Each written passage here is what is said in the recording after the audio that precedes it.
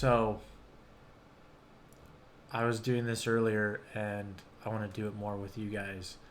But I feel like we kind of know which teams, for the most part, we can really project going to the playoffs. But I want to talk about um,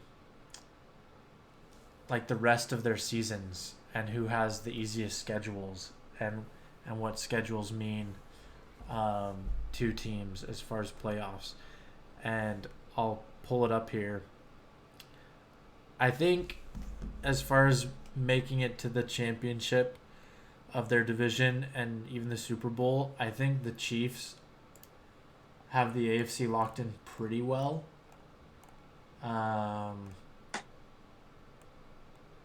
Along with the Titans. Well, no.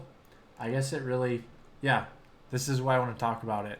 Because the Bills still have 7 wins, 2 losses. The Titans have 6 wins, 2 losses. Pittsburgh is obviously 8-0. Ben Roethlisberger just got tested positive for COVID, so he'll probably be out for the next 2 games, which could make things I interesting. heard I heard he just got he was in contact with Vance McDonald who had tested positive. Yeah, Did that's it what it say? was, but I just saw earlier tonight that he is now on, him and 3 others are now on Pittsburgh's COVID list. Huh. That sucks. And then Kansas City is 8-1. So all these teams have good records, but I think at this point what it really comes down to is ease of schedule as far as getting a 1 or a 2 seed in their division and going to the Super Bowl. I was looking at the NFC, and I think it really comes down to the Packers, the Saints, and the Seahawks in the NFC. The Eagles may be leading the NFC East, but I don't think they're going to make it that far in the playoffs. But their schedules were pretty interesting. Let me pull it up. Wait, so you said the Packers, Saints, and Seahawks? Packers, Saints, and Seahawks out of the NFC, I think, are all Vying for the 1 seed. playing for the 1 seed and potentially going to the Super Bowl. I just don't see too many other teams in the NFC having a better shot. I think there's those 3, and then there's a pretty large margin of other teams as NFC Championship / Super Bowl teams. So one ugly loss is enough for you to send the Buccaneers to the sunken place? Oh yeah, I guess the Bucks. I kind of overshadowed them. Yeah, you're right. The Bucks too. Same thing. I think it comes down to schedule. Look at this. Partly. Sure. Why do I have this?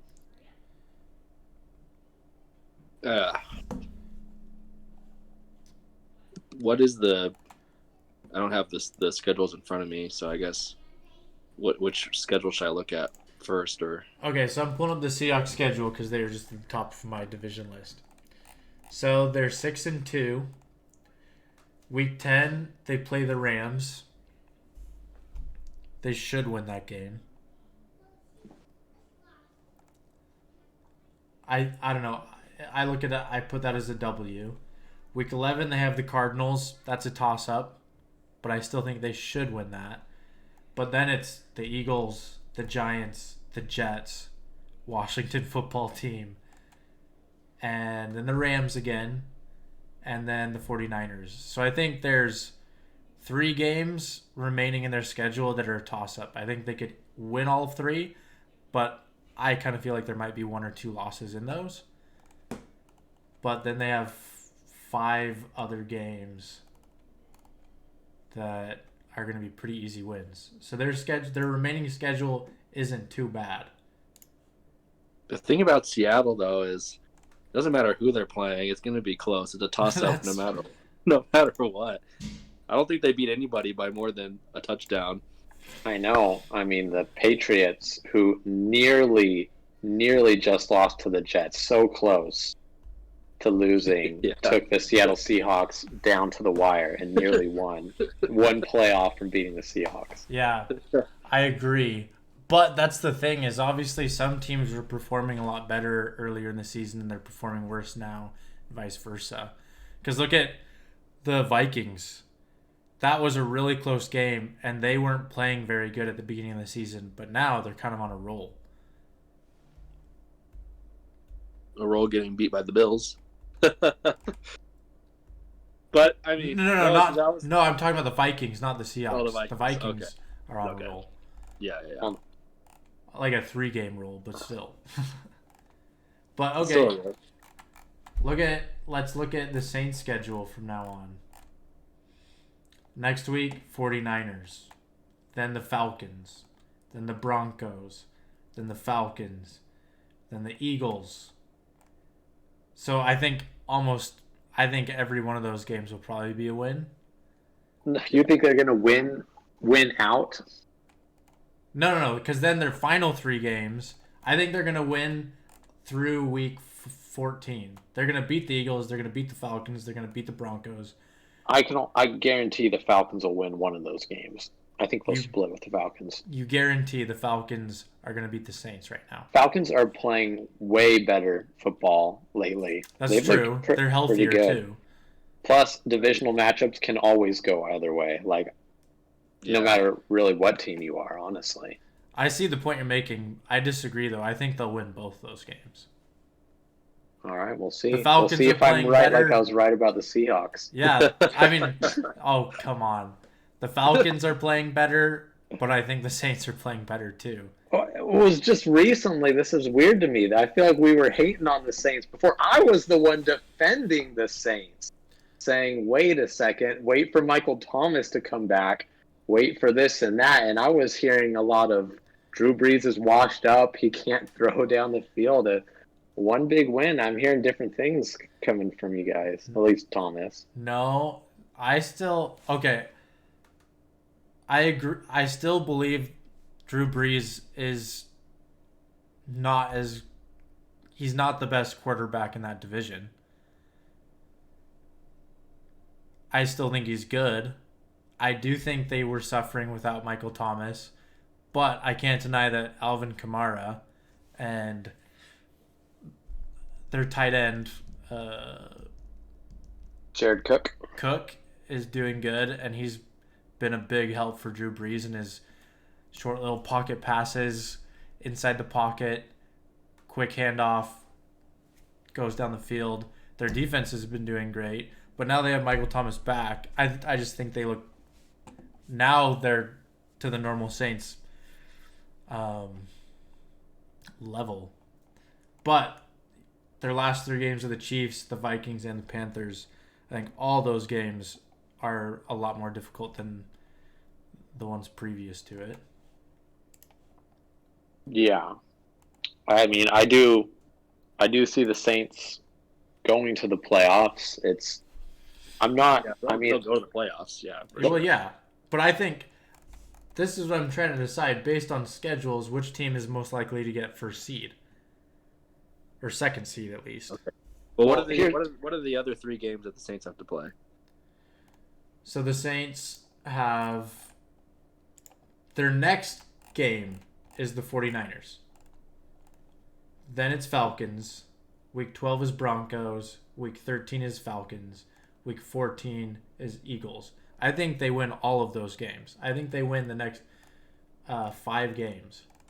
Okay, what are the other 3? But then the last 3, week 15 is Chiefs, week 16 is Vikings, and week 17 is Panthers. Okay. I think... I don't know. I guess at that point we'll see in the season. But I think the Chiefs at this point in time will probably win that game. I think it could potentially be close. But... Where is it? Is it in Kansas City or New Orleans? Let's see. It's in... in the Superdome. Okay. I don't know. They have a better shot that way. How do you feel about home games versus away games this season, though? Well, to me, it's not about being at home, being away. It's about being inside versus outside in December. Yeah, that's a good point. That and just your week of preparation. You're not traveling. You're not in a different time zone. Things like that play a small factor, but. And there is more crowds are coming back into stadiums. I think most stadiums now have some degree of capacity allowed for fans. So it's the factor is coming back. Yeah. Yeah, to a degree. Yeah, for sure. See, this is tough for me, this exercise, because I'm not convinced a lot of the teams leading their divisions right now, especially in the NFC, are going to be. Oh, In really? fact, the only one. Oh, Who do you definitely. think? Who do you think doesn't make current winners of the division are not going to win the division? I could see three of them. I think I only see one that I'm pretty confident will be, and that's the Packers. Yeah, Okay. I can Yeah. agree with I that. Look, I'm not trying to be a hot take here, but I think the Cardinals are going to win the division. I think they're going to take it in the second half from the Seahawks. And it'll be close, and Seahawks will definitely be a wild card. The Eagles, I mean, we didn't even talk about them because we all know that division sucks. But it could be them or anyone else. Anyone. And then, Buccaneers Saints. That was an ugly Bucks game, but I think I've seen enough good games to know that they're not all going to be that bad. They could still definitely take that division from the Saints. Yeah, I agree. Just because they got swept by the Saints doesn't mean they can't win the division. And it's not that clear cut.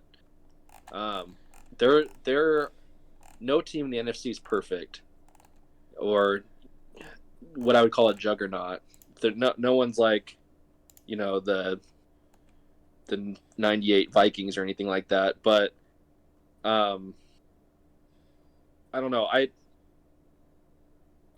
think I agree with you. I don't know about the Arizona pick, but I can see it happening. I can I don't. It's not out of the realm of possibility for me. There's a decent chance of that happening. It's not either for me. I think it comes down to their next matchup between those two teams. That'll be a huge factor. But did you know that the Cardinals have the best point differential in the NFC of all teams? They're a plus 54. Seahawks a plus 31. So overall, they score more and get scored on less than any other team in that conference. So yeah, I think the Cardinals, they're really good. They lost this week, but they lost to, I think, a solid Dolphins team. The Dolphins are good. How about that turnaround of the Dolphins from the expectations we had for them at the beginning of the season to now? Yeah. They've done a great job. Even without Tua having to show up big time yet, they're already looking good. Yeah. I'm really excited about the Dolphins. I'm really excited about the AFC East. It's like free now. I don't know. It's like the rebellion blew up the Death Star.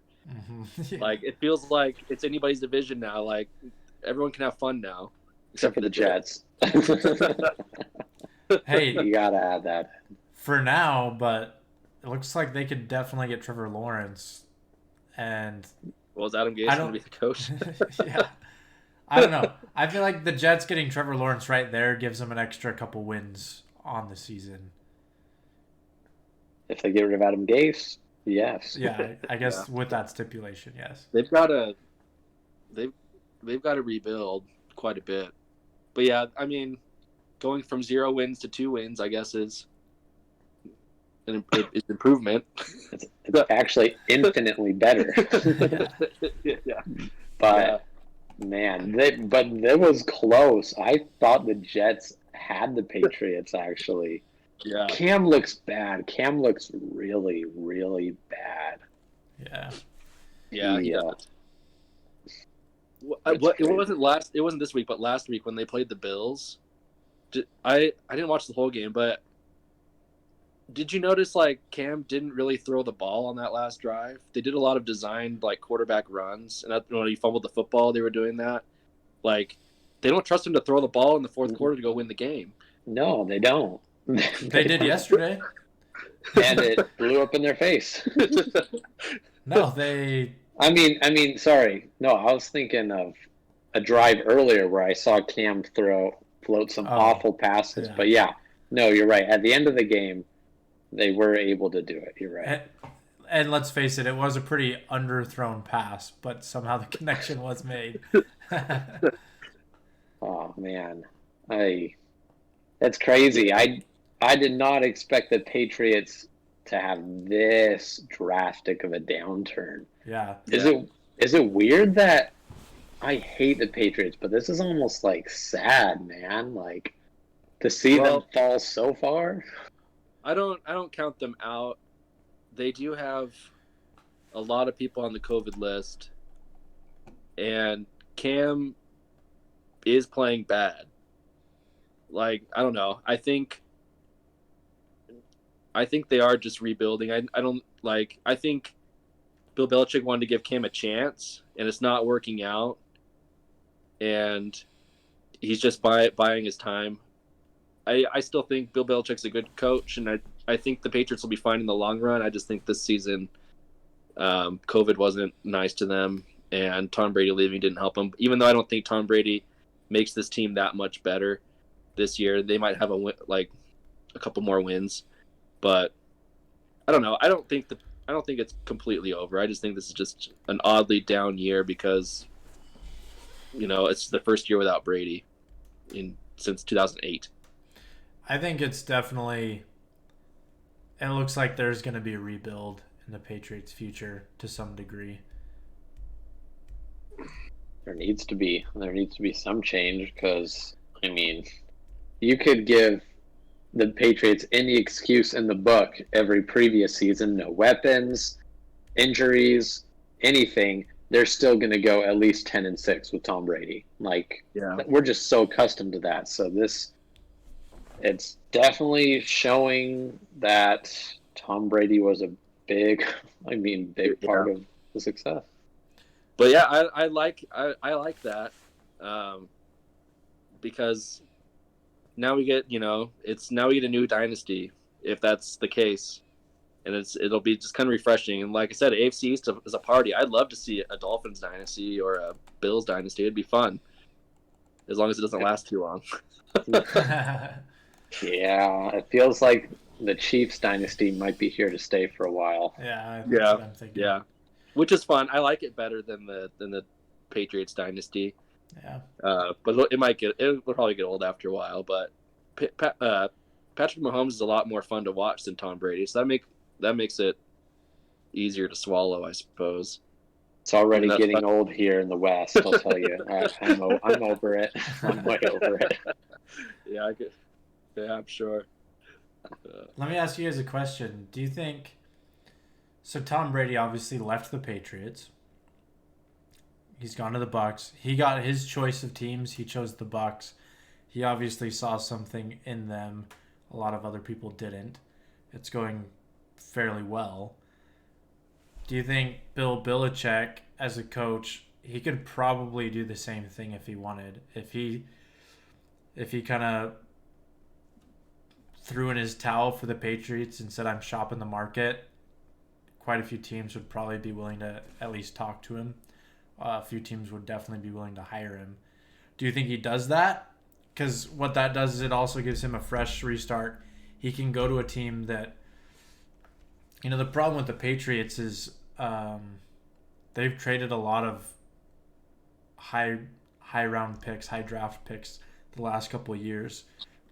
So their outlook in the future, he could definitely go to a team that has more high round draft picks, is already kind of in the midst of their rebuild phase or looking to finish it soon, where the Patriots looks like they have some time to really get back the personnel and kind of the team that wins a lot. Can you see him going somewhere else and putting himself in a better situation? Or do you think he sticks there to try and prove that it wasn't? I think him staying would be like, no, Tom wasn't the thing, it was me. Where him going would be putting himself in a better situation and kind of doing the same thing Tom has done, which is go to a different team and prove he's good at any team kind of thing. I don't see any reason why.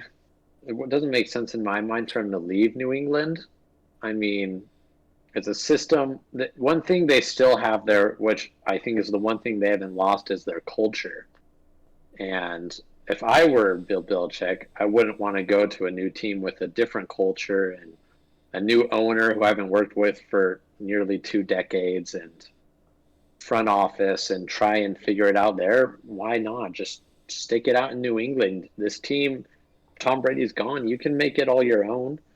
Not that it wasn't already, but I mean, I don't see the benefit of really going somewhere else if I'm Bill Belichick. Yeah, I agree with you, Parker. If he left, the owner or GM would have to give Bill Belichick a longer leash than he has in New England. And yeah, he'd have to like take a franchise that, you know, with a more losing culture and kind of turn it around. I think Bill Belichick stays. I think he likes it there. Honestly, I don't see any reason for him to leave. I think it'd be more impressive to his legacy to just rebuild in New England than it would be to jump to a ready-made team and win, I guess. That makes sense. Do you think this was one of the weeks, though, where both Bill and Brady were missing each other a little bit? Yeah. I mean, Bill Belichick would never go into a game that unprepared. No. That was disgusting. It was ugly football. It was hard to watch. That doesn't happen under Bill Belichick's watch. Even though the Patriots are playing pretty poorly, you can tell that they come in with a game plan, and there's like some sort of strategy happening. I think their problem is everything's methodical. Whereas that Tampa Bay Sunday night, that was something else. Yeah. Yeah. I think Tampa Bay's plan just relies a little too much on Cam Newton and his personal performance, which has screwed him lately. But I think Parker's right. I think both Bill and Tom, after their games this week, both were like the Wolverine laying in his bed, like looking at the picture. Look at his picture of Bill. Look at his picture of Tom. Definitely. Yeah, because I'm sure Bill Belichick doesn't like barely escaping the Jets, like the winless, pathetic Jets. Yeah. I imagine him singing like that song on SpongeBob. That's what I was thinking of. I thought of bringing that up. I love that. Tom Brady's over at the Chum Bucket. This kitchen's not the same without you.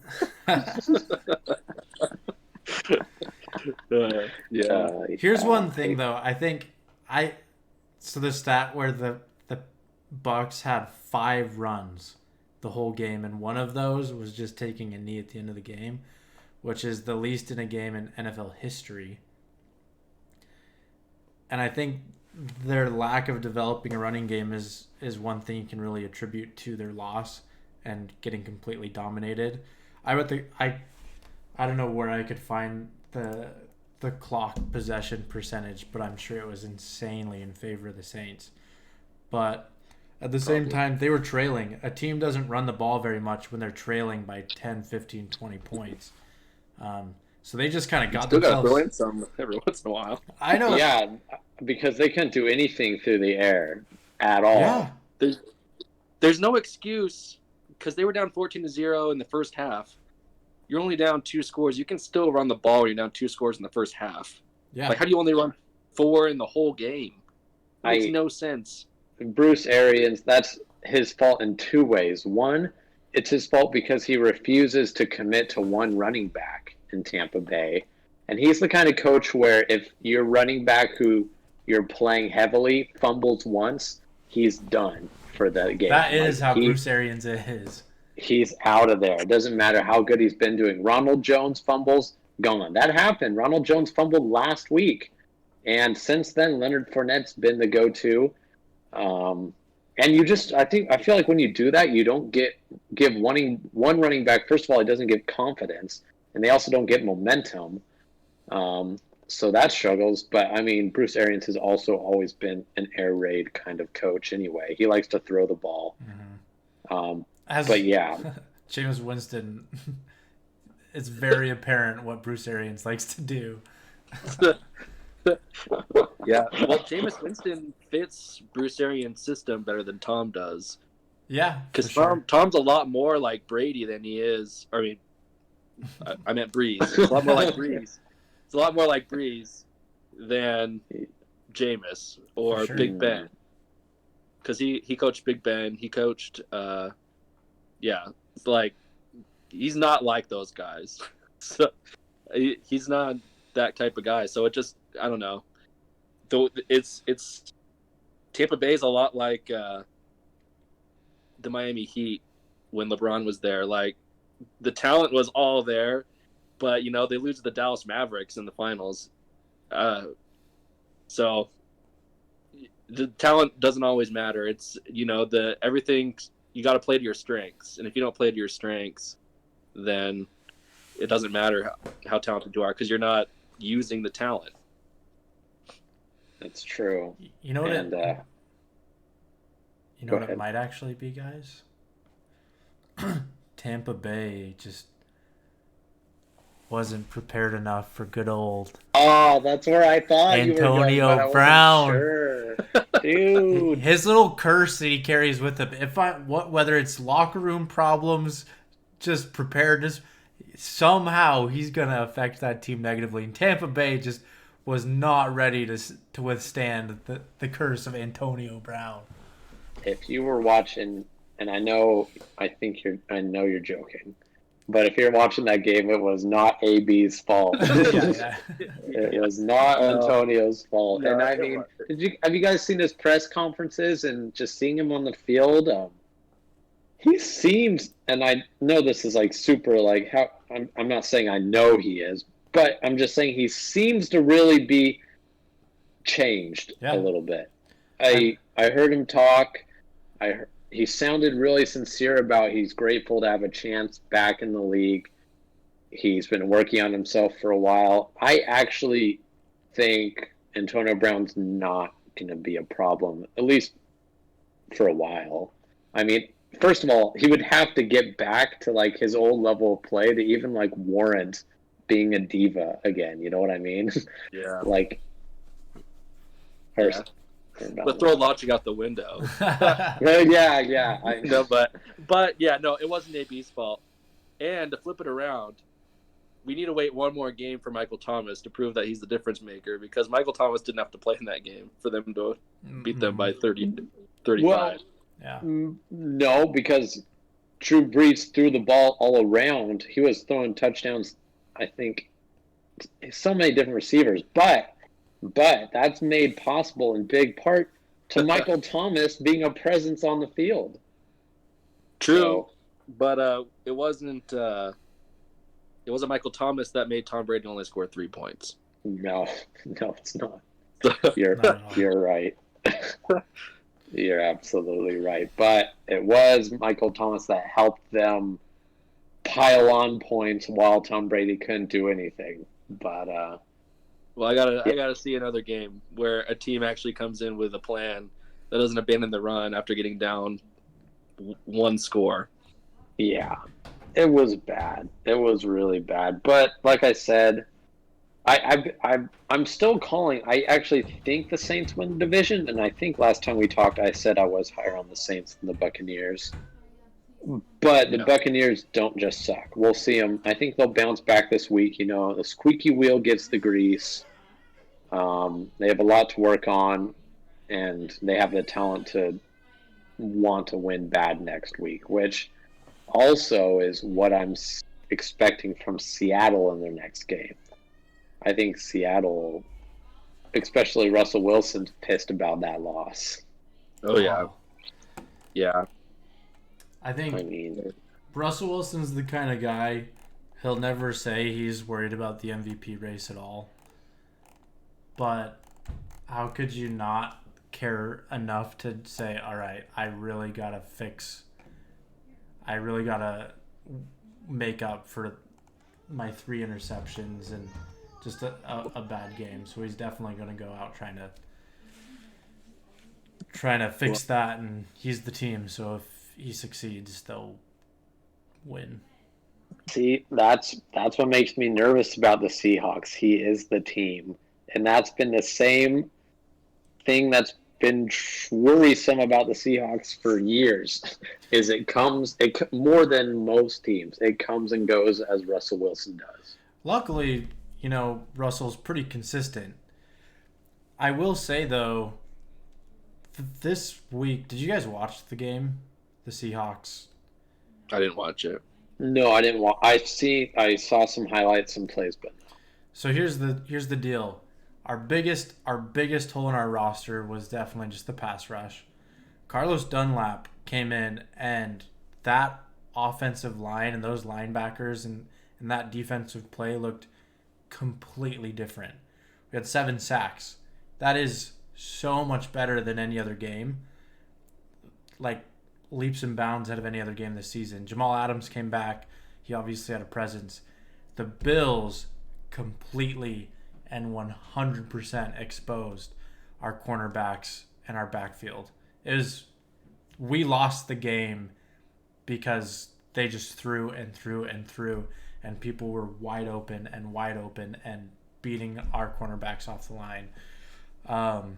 So it's kind of weird where I would like to say that we don't rely on Russell Wilson as much, but one thing in the defense got better, another thing got a lot worse. I hope it's just a one-game fluke, but it's looking, if nothing changes, we're still completely relying on Russell Wilson one way or another.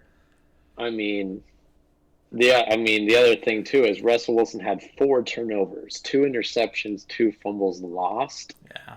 Which it's pretty actually remarkable that you can turn the ball over 4 times and still put up 34 points and only be 10 points away from winning. But to me, that's the letting the Bills score a lot is what makes it a game, but turning the ball over 4 times is what loses the game. Oh yeah, I agree. If Russell Wilson didn't have 4 turnovers, we would have won that game. And obviously the 2 interceptions, they were both pretty bad. Those were all on Russell Wilson.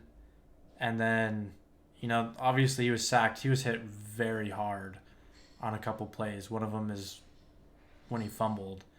But same thing, protect the ball, don't get sacked, and don't fumble kind of thing. So yeah, I think a lot of it was on Russell, and a lot of it's going to continue to be on Russell. I just hope people don't watch that game, our future opponents watch that game and think, all right, we know the game plan. I think there will be some watching of the tape. There's some rumblings in the sports community that this was the game that has lost Russell Wilson the lead in the MVP race. What do you think about that? I don't think there's a clear-cut person. I don't think it drops him back because there's a lot of players that were in the MVP race that have had a bad game, similar to Russell Wilson's. Josh Allen had a 2-game stretch where he didn't look very good, and Aaron Rodgers had a stinker. What about Mahomes? Mahomes is the only one that, even on his bad days, doesn't look that bad, and he's only had 1 interception. Probably, yeah. Mahomes is probably the front runner, which actually doesn't go well with the Chiefs because an MVP hasn't won the Super Bowl since Kurt Warner in 2000. So, is it really that important about the MVP race? That's what I'm a little bit concerned. You say, Thomas, Russell Wilson is paying attention to the MVP race. I'd be more worried about the team and just winning than how my stats look. And that's a big criticism of Aaron Rodgers because everyone calls him a stat patter and is like, when things go bad, he just wants to protect his stats to make sure that he, stays in the race. I'd rather a guy that does whatever it takes to win rather than, worrying about stats. Well, yeah, I don't think Russell Wilson worries about the stats. I think he's the guy that's always going to say, I don't care about MVP. But I know, I don't care who you are. Everyone cares a little if they're in the running. Yeah, for sure. But yeah, I agree with Parker. I think Patrick Mahomes could definitely be the front runner now. But I just got to make the argument.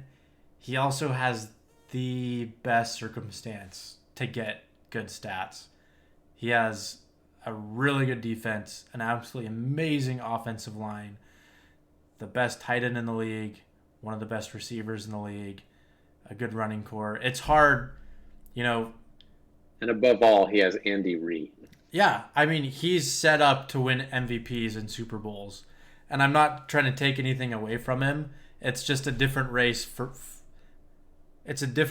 him compared to Aaron Rodgers or Russell Wilson, where their teams, they don't rely on their teams as much. It's just teams relying on them versus that's the thing is Patrick Mahomes, it's going to be hard for him to have a bad game because his coach and his team can find ways to win and give him the ball a lot more kind of thing. Lucky for Patrick Mahomes, like the voters don't care about that. Like it's never been about who brings the most value to the team and who's carrying the team. It's just numbers. Yeah. That's it. And that's why he'll probably win, even though I think a lot of people would contest that opinion or have different opinions about the winner. It just comes down to stats. So he's in a circumstance where it's easy to get stats. I do think from a passing perspective, which of course MVP, we mostly talk about quarterbacks. And I'm going to keep talking about a quarterback, but if you're factoring rushing, things Kyler Murray is doing this season are bonkers. If you're just looking at overall rushers, let me look real quick. Against running backs, he's ran for the 9th most yards out of all running players, right behind Ezekiel Elliott. But he's scored 8 rushing touchdowns. I mean, he's scored a rushing touchdown every game so far this season. Not to mention his passing yards are still up there. He's top 10. I mean, we'll see what happens with Kyler. But I think with that in mind, Patrick Mahomes is in front of him. Russell Wilson is still in front of him. But he's not far off from being in that race as well, I think. I agree. I'm actually surprised he hasn't been talked about more. I think it's partly just because he plays in Arizona. But that actually brings merit to the Lamar Jackson criticism because Kyler Murray is actually Lamar Jackson if he could throw. Yeah, like he could last year. Yeah, and he won it last year. Arizona's already lost 3 games though, yeah. Kyler Murray can throw the ball. He's like Lamar Jackson, but with like Russell Wilson throwing ability. He's the real deal. I think if he doesn't win it this year, who cares? He definitely will win an MVP at some point in his career. I actually got it right here, guys. So this is as of this morning. Kind of what the odds are. Russell Wilson leads. He's got a 1 in 125 odds to get MVP. Patrick Mahomes is behind him at 1 in 220. Aaron Rodgers is third at 400. Josh Allen is fourth at 950, and Kyler Murray is fifth at 2200. So, and obviously, you can't put too much weight on those numbers, but surprising to see. Honestly, I'm pretty surprised Russell Wilson is still in the lead. But I'm also surprised to see Kyler Murray so far behind the top 3 or 4. All those names are good names to be in consideration, though. Yeah. I mean, Josh Allen was his arrow was pointing down until this past week. Yeah. And then he came back in that conversation in a big way, I think. There's still a lot of season to be played, though. There is. There's a lot of football left. Isn't it just weird, though? Like, the Bills have only lost 2 games. As bad as, like, the perceived. I think we're just so used to the Bills being bad.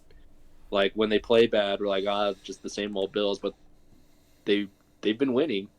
They've only lost 2 games. And that's it. They're, like, a legit division leader. They are. I still think they don't win very far in the playoffs, but they're a legit team, though. they've got the team to be able to win that division for a few years. So I that's agree. something. Yeah, and it's mostly, I mean, really, it is mostly riding on Josh Allen there as well. They have a much better defense than other, much better than the Seahawks, much better than a few other division leaders. Although I would say the defenses in the AFC at the top of the divisions are all pretty stout. The Titans are solid. The Steelers are really good. The Chiefs are no slouches. It's actually, I feel like that's counterbalance to the NFC. NFC seems to have the vulnerable defenses. The Packers, we've seen them get taken advantage of. The Seahawks, obviously. Saints, they can play well, but not consistently. So it seems to me, at least looking at it, that the AFC has a few more balanced teams leading their divisions. Would you guys agree with that? I'd agree, for sure. I'm looking at the net points of all the teams, and the Chiefs have 103 net points. That's the biggest differential by far of any team in the league. But just overall net point differentials in the AFC, quite a few more. Well, it's like the ones that are actually positive are higher, and then they have a lot of negative ones too. But the point differentials, whether negative or positive in the NFC, are all pretty close. So, I mean, like I said, the Cardinals lead the NFC with a 54-point differential. There's 4 teams in the AFC with higher point differentials than that. Mm-hmm. Yeah. So it's pretty wild. And one of those is the Dolphins. Yeah, what are they, 74 or 61 is what I'm seeing here. Yeah, 61. That's pretty good. The Dolphins' defense is no joke, though. Their defense is pretty dang good. Yeah, they are good. I think they're the number 1 scoring defense in the league. And they added on to that when first Arizona drive, Kyler Murray strip sack fumble for a touchdown added on to that point total for Dolphins defense. So it's pretty crazy.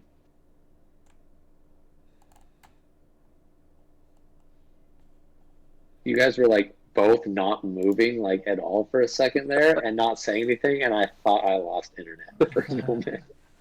No, there's much more to be said about the Dolphins. I'm but excited for them. I love seeing the Dolphins be good. Tua looked a lot better this week than he did his first week too. Yeah, he'll come along. I think I expect good things from Tua. It's gonna be some growing pains, but man, they're lucky that so far as he's getting used to the position, first 2 games, they're still getting wins mostly from their defense. Yeah. But this last win, I'd say more so than the win against the Rams, where the Rams were just playing awful. This week, Kyler still played a great game, and it was a pretty high-scoring game, and the Dolphins won it. So that's a big win. It was a huge win. Because, it was a duel. It was score here, score there, score here, score there. It came down to, the end, and that's awesome. Good job, Tua. He's already got more. He's got a higher win percentage right now than Burrow and Herbert, so that's pretty impressive. Yeah. All right, I want to ask you guys to pick one team that either we've discussed in the past or even just in your mind you considered to be a contender to get into the playoffs, that at this point you're ready to say they're not. You've changed your mind on that team. So I used to think they'd make the playoffs, but now I don't think they will. Yeah. Okay. Gonna glance quickly. To me, I think it's Indy. The Colts. I thought they could, with Phillip Rivers, they had a good enough team around him to where they could, I don't know, win a significant amount of games. I think because I thought the Phillip Rivers problem was the Chargers rather than Phillip Rivers, but it's actually Phillip Rivers. And but I don't think the Colts are quite good enough to overcome Phillip Rivers' age. So I was pretty high on them, and they still have a winning record, right? I'm trying to look Yeah, for they're the still Colts. 5-3. They're one game behind the 5-3. Titans. Yeah, I don't think. I think there's too many good teams in the AFC that are second place in their division that will probably the Colts would just barely not make it. They'll be in the bubble and they'll probably go down to week 17, but I think they just miss the playoffs. Philip Rivers is ready to retire. I think that's the thing. If the Colts had a younger, more athletic, more accurate quarterback, I think their schedule and their season would overall be different. Did you guys see the replay of Philip Rivers throwing the interception and then trying to run with the defender down the sideline and he just stumbles? Oh, that was bad. The thing is I still am a huge Phillip Rivers fan. Oh yeah, because he's insanely competitive, and it just breaks my heart to see him just fizzle out rather than go out in a blaze of glory. He's but no, he's insanely tough. He played on the he tore his ACL, but stayed and played in the AFC Championship game against the Patriots back in 2007. The guy just really wants to win and insanely competitive, and he used to be talented, even though not very mobile, but very talented quarterback. It's just breaks my heart to see him just be a shell of himself. Mm-hmm. I don't know.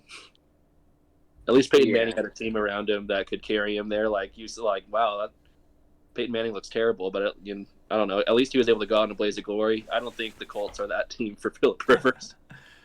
Well, I think it's a risk you take at the end of your career. You're going to switch teams.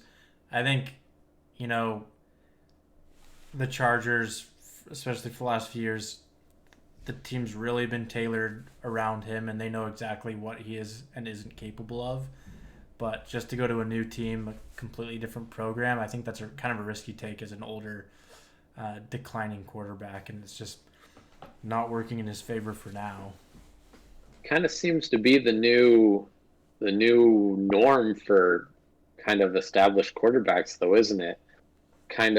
It almost seems to me like they want to go out on their terms, and they don't want, just because their team decides they want to move on, they want to just be done playing, even though some maybe should take the hint, like maybe Phillip Rivers, and just take your exit. But yeah, most of them seem to want to prove, no, I can keep playing.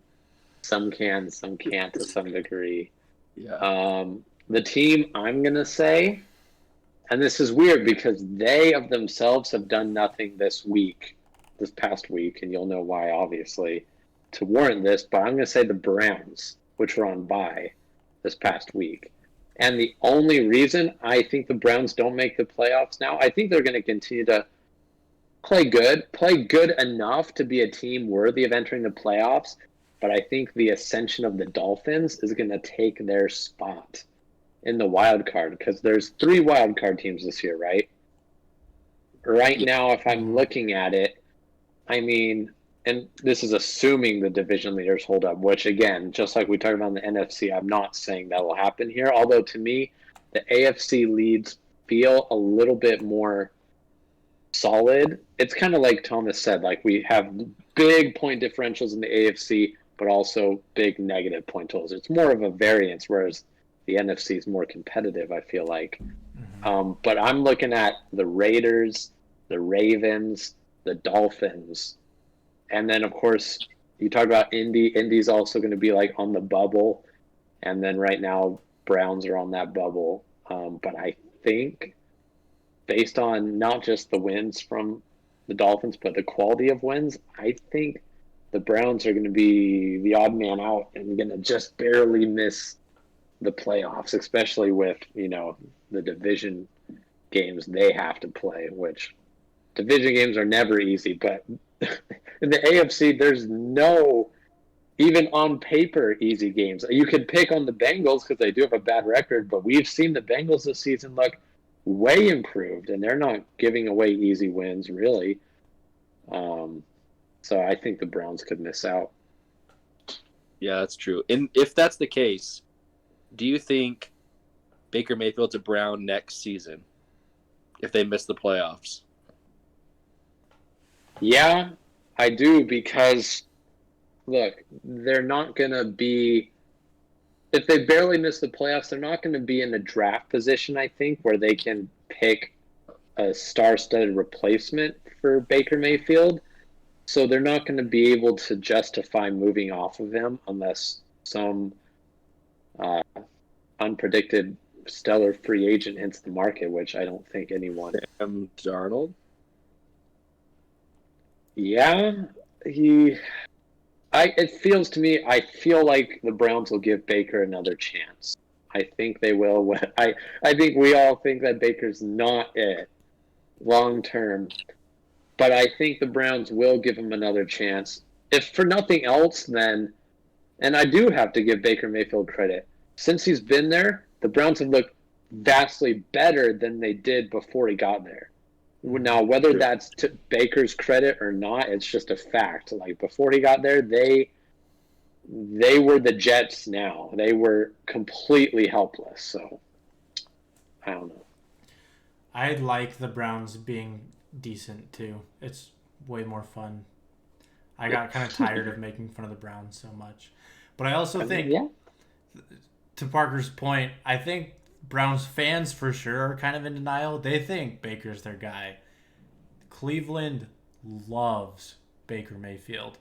And I think a little bit of that rubs off on the actual team and ownership and stuff. They like Baker. And kind of like you said, how could they not when they're playing vastly better with him than prior? Yeah. Oh, yeah. I can sympathize with Cleveland. You guys don't know. I mean, I was picking on Thomas before for not knowing what it's like to have a sucky team, at least in the past half a decade. But even Austin doesn't know what it's like to have a constant carousel at the quarterback position and the coaching position. Cleveland does know what that's like. Yeah.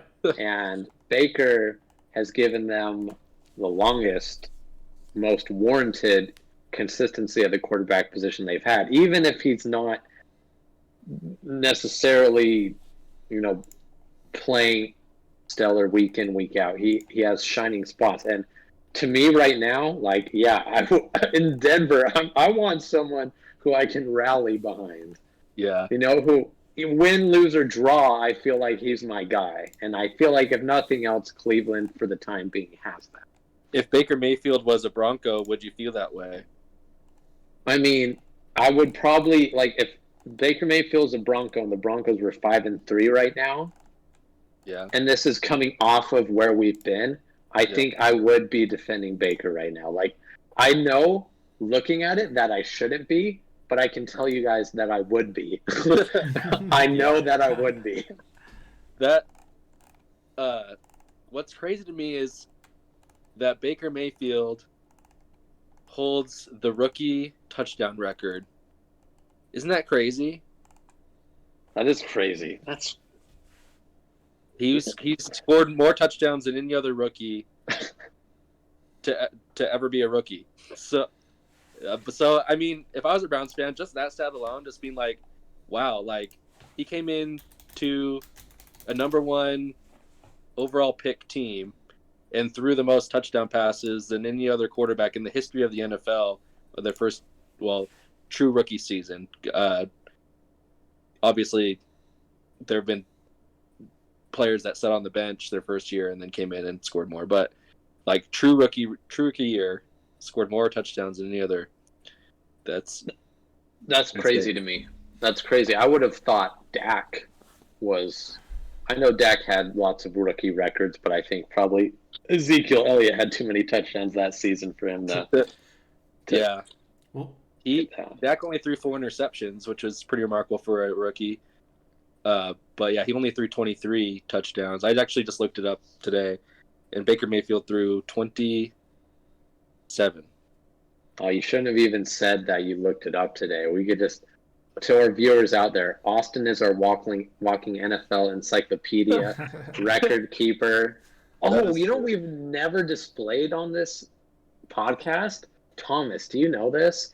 Austin has a superpower. He knows almost every notable NFL player's jersey number off the top of his head. Do you still, Austin, or is that faded? I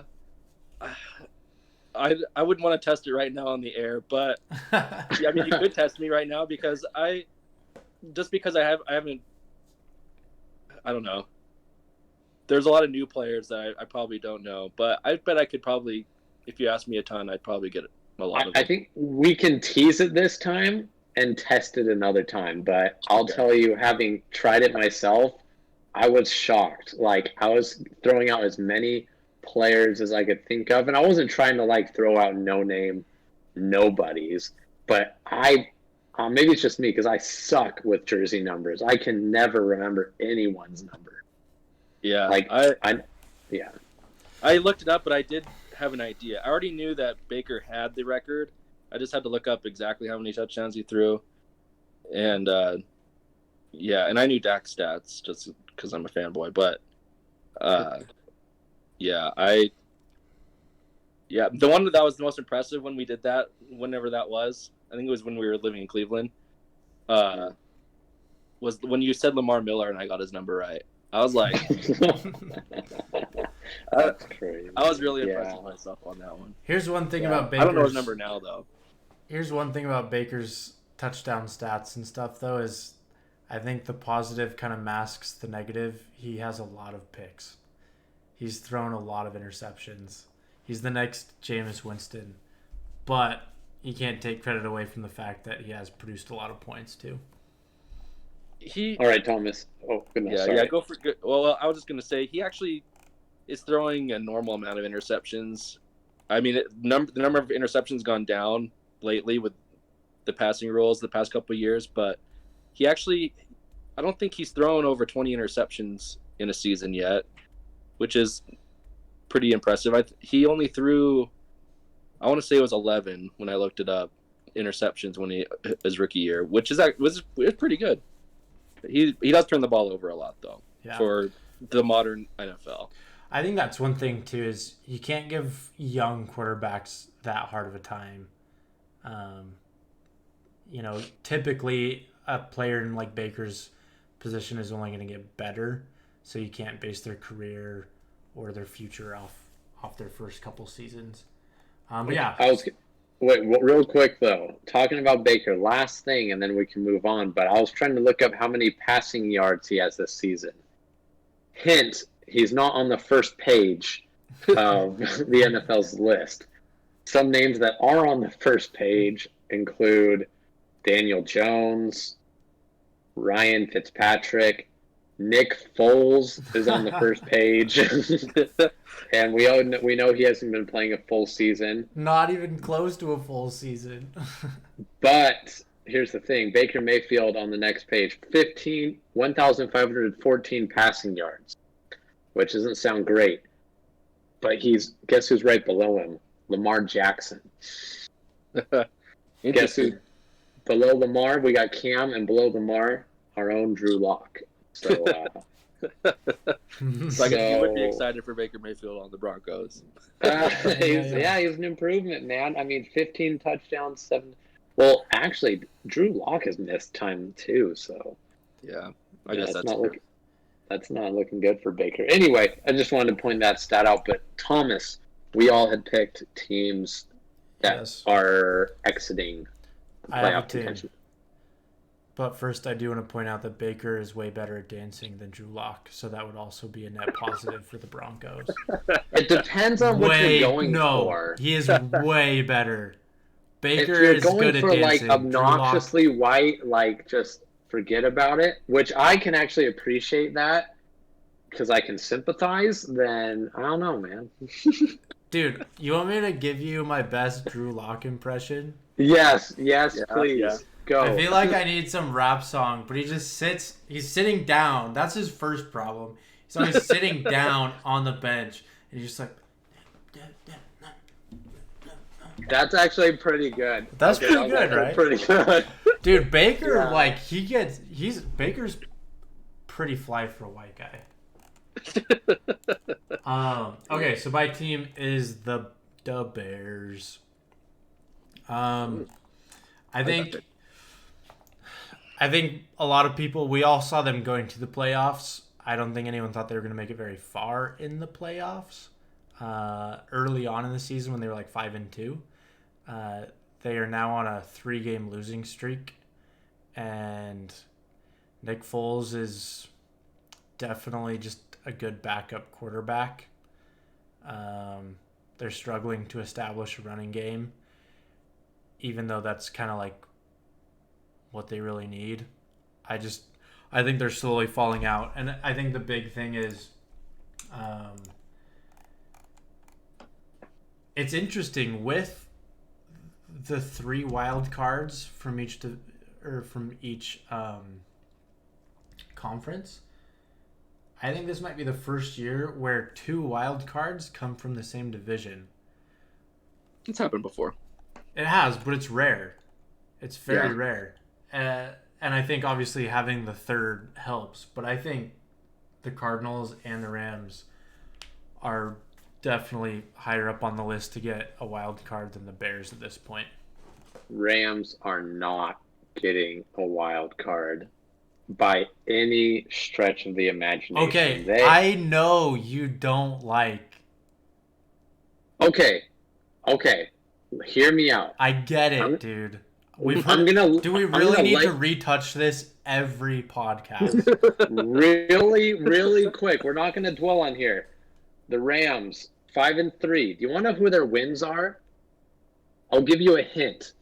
4 of their wins come from this guy's division. 4 of the 5 wins. Dallas, Eagles, the Giants, Washington football team. They are padded wins to the most extreme I have ever seen. They're preying on the NFC East. Their other win, the Bears, which we, as you just mentioned, is not a playoff contending team in your mind anymore. So who have they beaten? They've lost to the Dolphins. They've lost to the pathetic 49ers. They've lost to...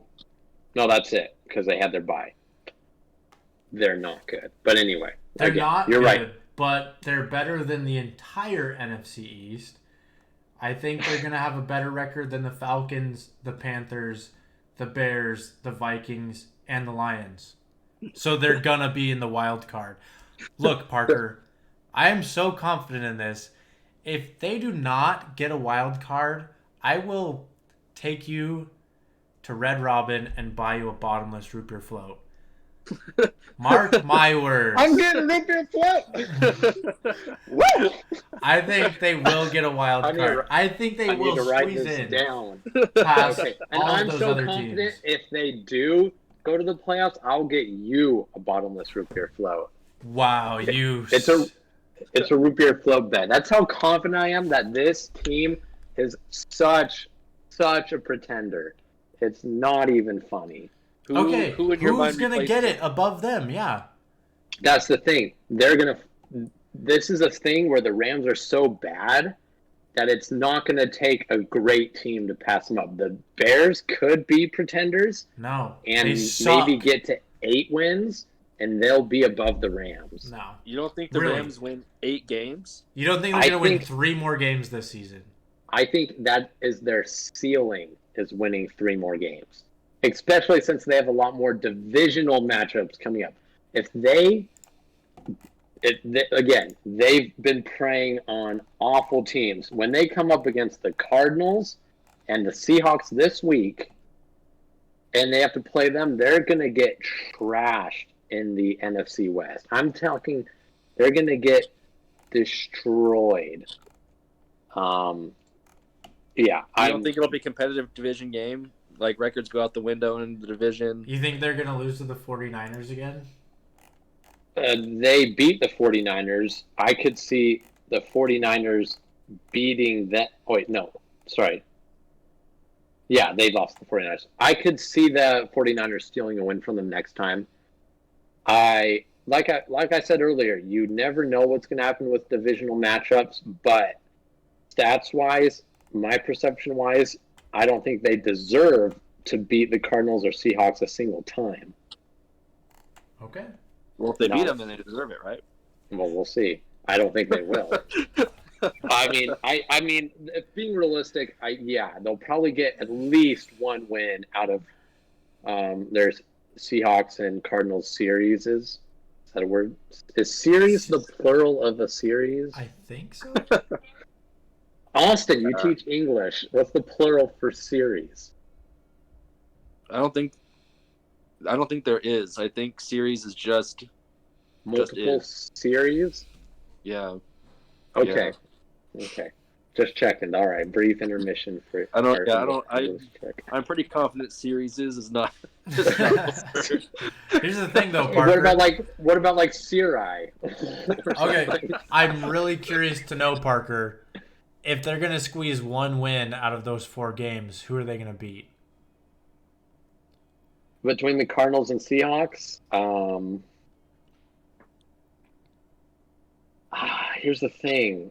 Jared Goff can't throw the ball, so they'll try and take advantage of the Seahawks, but he sucks. He has weapons. I would give the edge to them getting a win over the Seahawks, mostly just because the rivalry with the Seahawks and Rams seems like every year they split, and they have for a long time. So these teams are so different from past years, though. I think that all I'm saying is if they can beat one of them once, why can't they beat 2 of them? Win 2 of those games or 3? Look, I'm not calling for them. I'm saying they can't. What I'm saying, the only thing I'm saying clear and obvious is that the Rams suck. That is what I'm saying. Look, it is possible. Obviously, this wouldn't be a spicy bet if it was a long shot for them to make the playoffs. Right now, it's their wild card spot to lose because no one in the NFC East is going to really compete for it.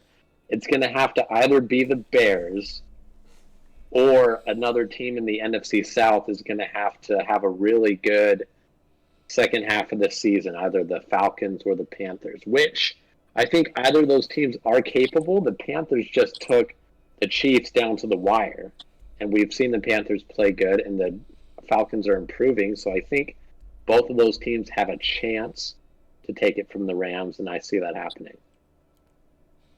Mark my words. I think you're wrong. Austin, you are witness to this root beer bet. Austin, I have a question for you. Yeah. What was the jersey number for Steve Young? Number 8. That one's easy, dude. Jerry Rice. 80. Dalvin Cook. Oh, jeez. He's my running back. That one I don't know. I don't watch Vikings games. I actually have no idea. Is it better? Is our current players not as past players better? I guess I picked 2 stars. Better. Like Dalvin. Yeah, I don't know. I want to say he's number 33. Is that true? I think it's 32. Let me look. I promise I'm not looking at it. I'm looking at the Rams schedule. Sure. I'm telling you. It is 33. I am the absolute opposite. I've only watched like a 1 Viking game all. so. Dude, I suck at both. I suck at names, and I'm really good with numbers. Like by the end of one individual game, I know everybody's numbers, and then I forget them again after the game. No, I can watch a game and be, especially in fantasy, every single time I watch a game with my player in it, I'm like, all right, wait, what number is he again? Like, which player is he again?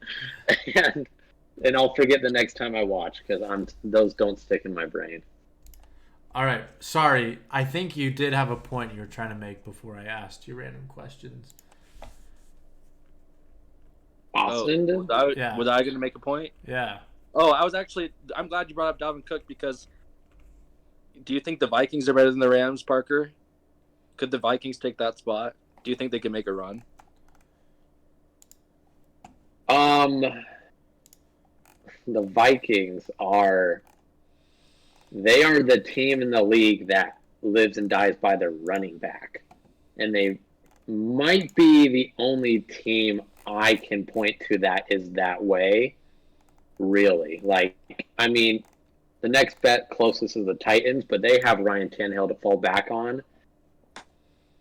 The Vikings, it's hard for me to say that they will. They have a really easy schedule. Yeah, I mean, I'm not going to say it's impossible for the Vikings, but I would put more stock actually in an NFC, one of the NFC South teams coming up and doing it than the Vikings personally. All right. I'm gonna love that root beer float, and they're bottomless too. Dude, That's the I am best just part. gonna slurp it in front of you, and I'm gonna Not get sponsored. I'm gonna get like 12 video. refills just to rub it in. I'm not gonna eat for 24 hours beforehand, so I can just cram in the root beer float and watch you and smirk at you while I do it. Oh my gosh, guys, the Rams are so bad. They are so bad. I don't even know why I care so much. I hate the Rams. They're in my own division. I don't know why I'm defending them, but knowing that I'm right and you're wrong is just so motivating. The only thing, look, if it was the old playoffs, only 2 wildcard teams, this would be like, yeah, oh yeah. Well, yeah, I wouldn't even think about it. We I all wouldn't agree. even think about the Rams.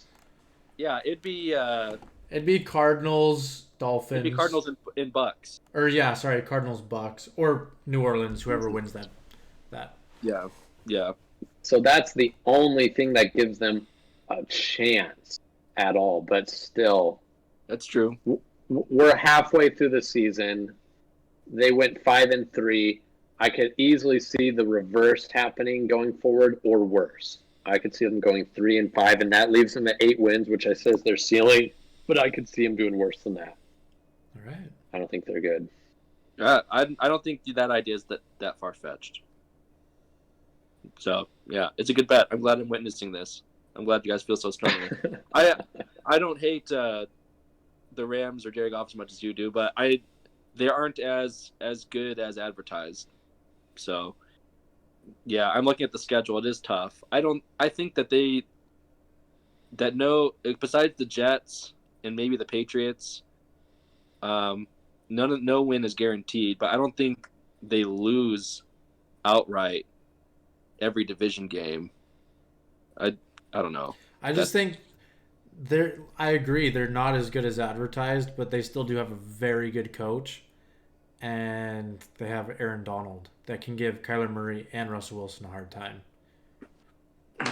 I will say, I think after this week, when I see their game against the Seahawks, I'll have a pretty good idea of whether I'm going to win this bet or not. Like, honestly, I agree. That's actually probably no. going to be. I think the Seahawks will still win, but that won't I know what change I'm my watching. mind. I like this. Thomas has to root for something he hates. No, I will not. I will not root for the Rams when they play the Seahawks, but I still think they get the 3rd seed or the 3rd wild card. I don't care how strongly I'd feel about my division rival. I wouldn't bet on them. That's because your main division rival is the Eagles. We know how much you hate the Eagles. I hate the Eagles so much, and like, I picked them to win the division, but I wouldn't bet on them. It's not real betting. It's just a rumor float. I know, but they're giving myself even a chance to root for them. Hey, I'm just betting that they'll be the worst of the best. Okay? I'll say this, and I'll see if you guys feel the same way. Some divisions, the rivalries between teams are different than other divisions. Yeah. Oh, and for sure.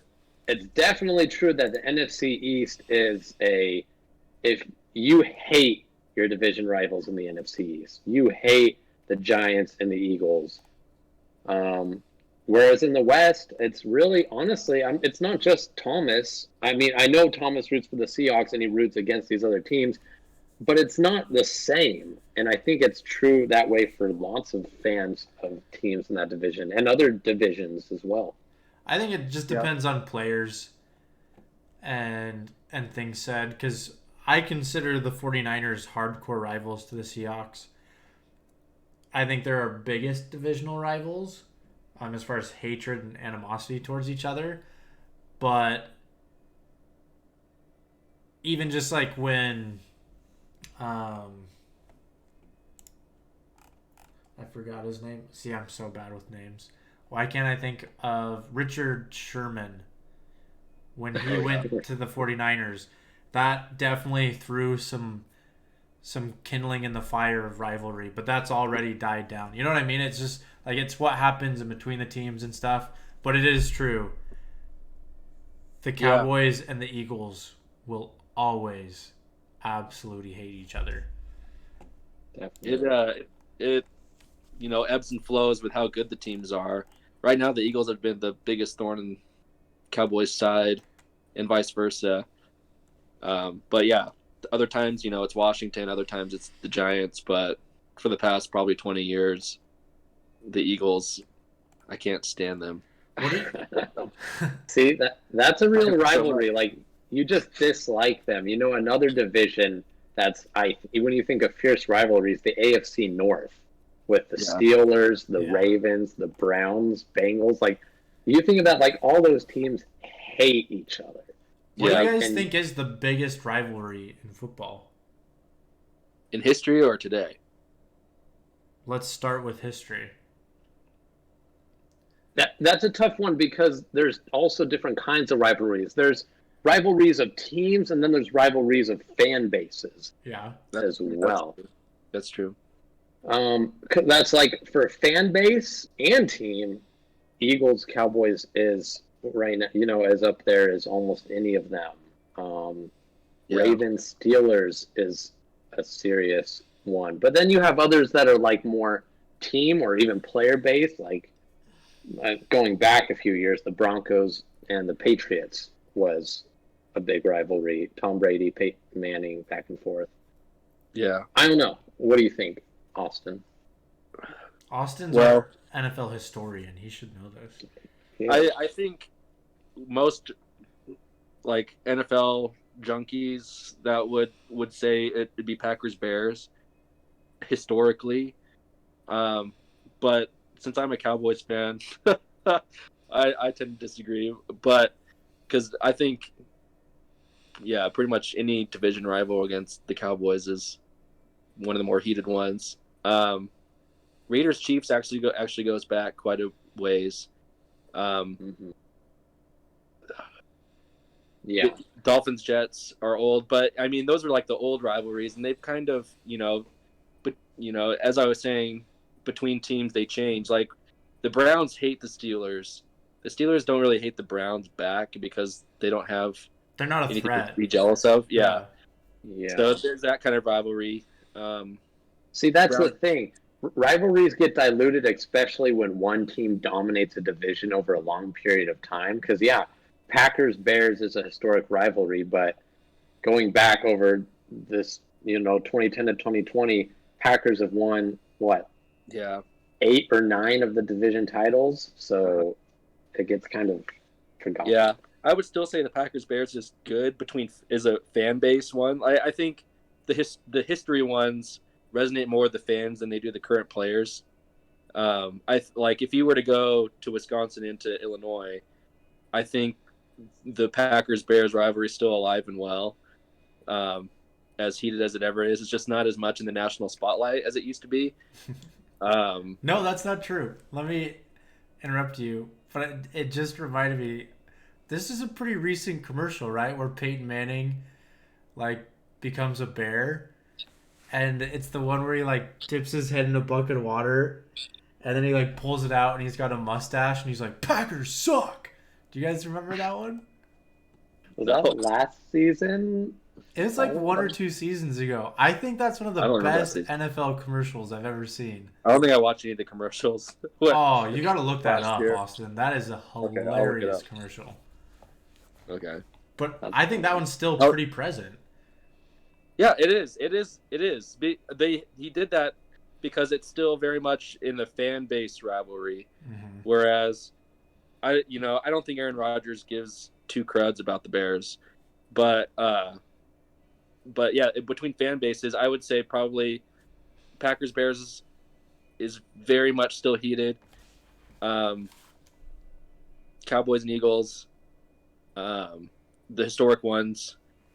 I would say those are probably the two.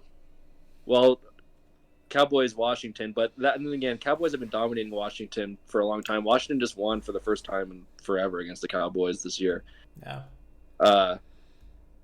So, yeah.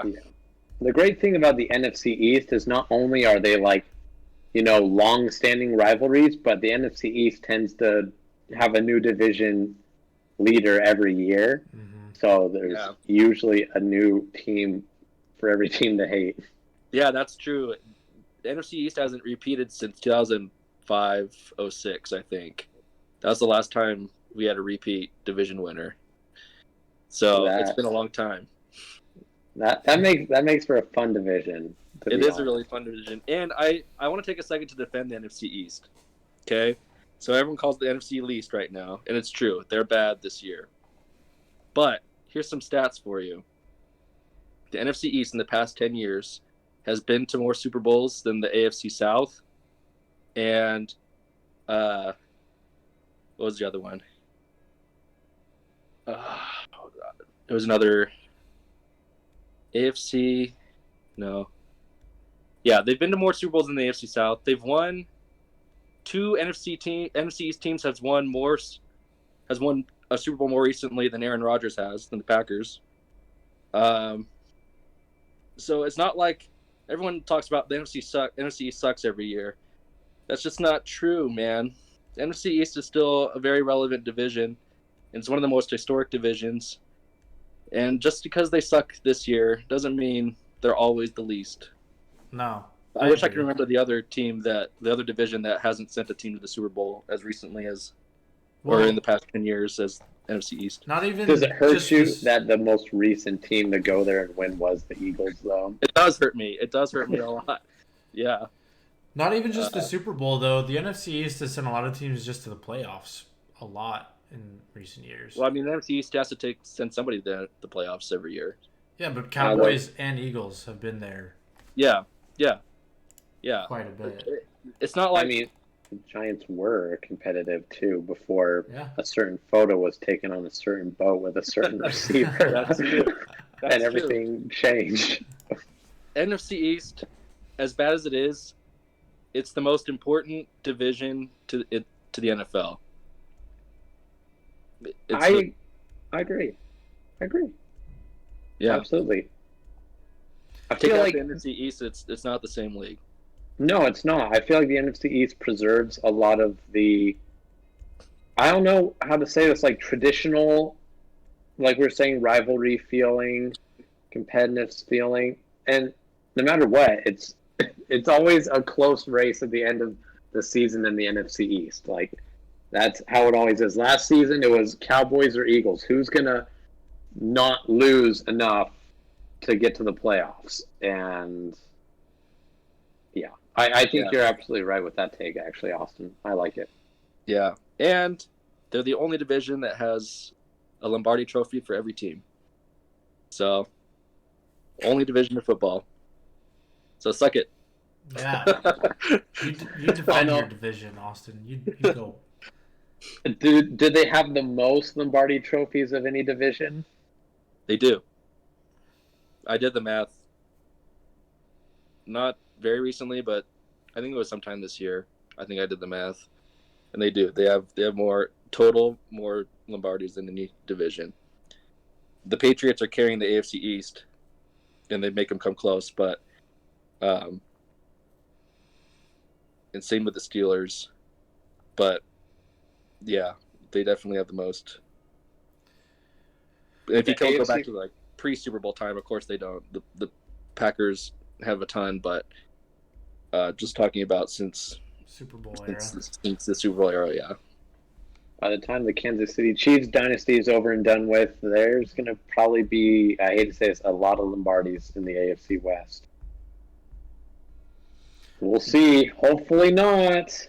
One other kind of more entertaining rivalry, just going back to the rivalry thing, I've found in the more recent years is the rivalry between Tom Brady and the Miami Dolphins.